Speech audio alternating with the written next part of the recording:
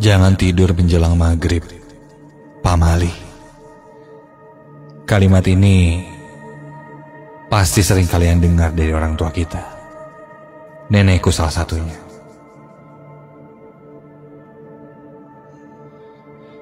Dulu aku sempat menyepelekan kata-kata dari nenekku ini. Tapi setelah kejadian yang kualami itu, aku pun percaya dengan pesan nenekku itu. Namaku Galih. Kejadian ini kualami hampir 1 tahun yang lalu. Di Bandung, aku tinggal di rumah nenekku. Sebelumnya aku tinggal bersama orang tua aku di Jakarta. Karena aku diterima di universitas di Bandung, mereka menyuruhku untuk tinggal bersama nenek saja. Katanya, supaya nenek ada teman di rumahnya. Ya, lumayan sih. Jadi aku tidak perlu ada pengeluaran untuk biaya ngekos. Walaupun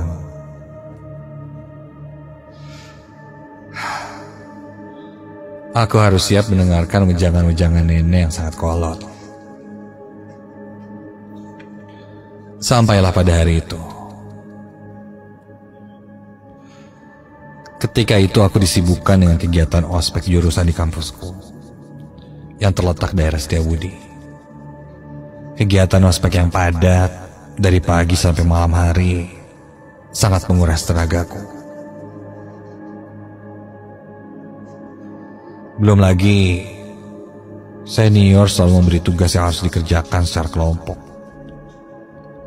Dan hampir setiap malam, selesai kegiatan ospek di kampus, aku harus berkumpul dengan teman-temanku menyelesaikan tugas kelompok itu.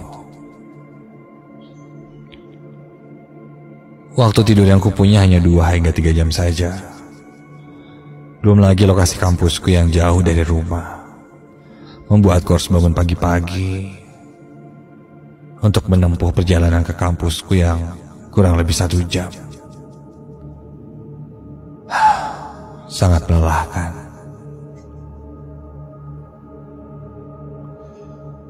Hingga akhirnya tibalah akhir pekan. Aku ingat sekali, hari itu adalah hari Sabtu. Biasanya jika Sabtu, kegiatan ospek hanya berlangsung hingga jam 4 sore. Dan besoknya hari Minggu, aku bisa beristirahat.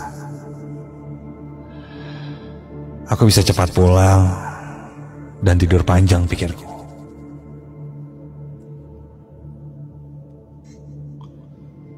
Usai kegiatan, aku pun segera memesan ojek online dan bergegas pulang. Singkat cerita, aku sampai di rumah.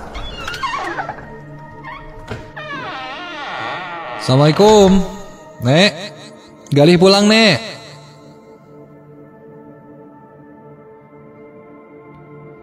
Ketika itu tidak ada jawaban dari nenek. Nek,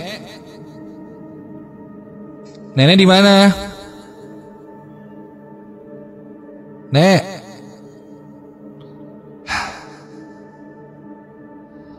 Aku mencari nenek ke kamar, dia tidak ada. Di dapur juga. Aku berkeliling ke seisi rumah. Nenek tidak di sana.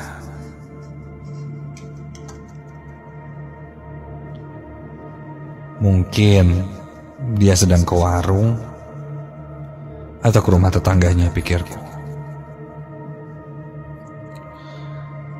Aku pun segera beranjak ke kamarku, melepas tas ransel yang penuh peralatan ospek, membuka jas alma mater yang kulempar di atas kasur, dan langsung kurebahkan diriku di atas tempat tidur. Ketika itu kira-kira sudah jam 5 lebih.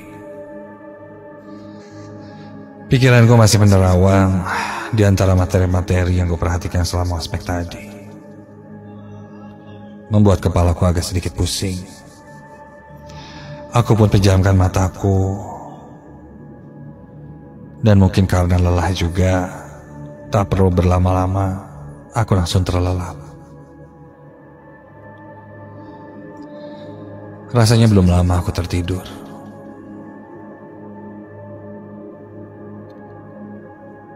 Dan aku sedikit terbangun ketika mendengar ada suara orang yang masuk ke dalam rumah. Membuka pintu dan melangkah pelan.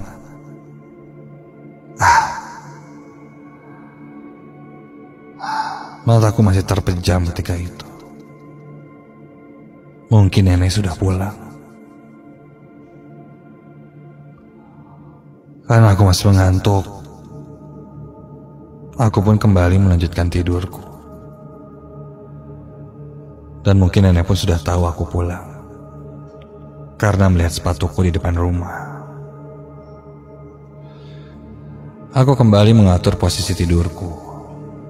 Kali ini kumiringkan badanku menghadap ke sebelah kanan, ke arah dinding kamar.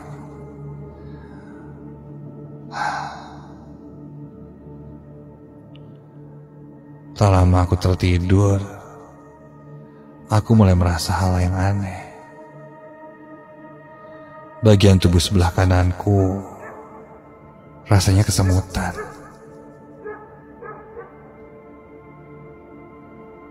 Apa mungkin salah posisi tidur ya?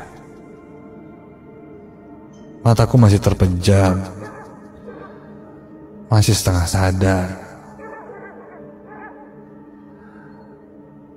Dan aku mencoba mengganti posisi tidurku. Namun ketika aku berbalik, kok loh,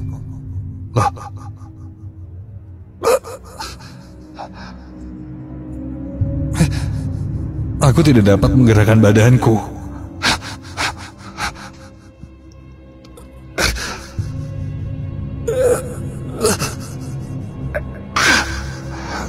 Aku berusaha menggerakkan badanku, tapi semakin aku berusaha menggerakkan badanku, rasanya semakin berat. Terasa seperti sekujur tubuhku ini ada yang menghalangi dan tertindih sesuatu yang besar.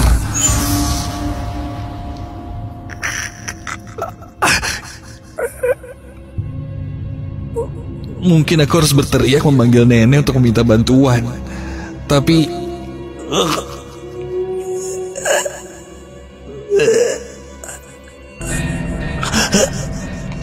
kenapa suaraku tidak keluar? Aku berusaha terus memanggil nenek, namun hasilnya nihil. Mulutku bergerak tapi tidak bersuara. Aku coba kali ini berdoa dalam hati, berharap ini semua hanya mimpi dan ketika aku terbangun semua dalam kondisi normal.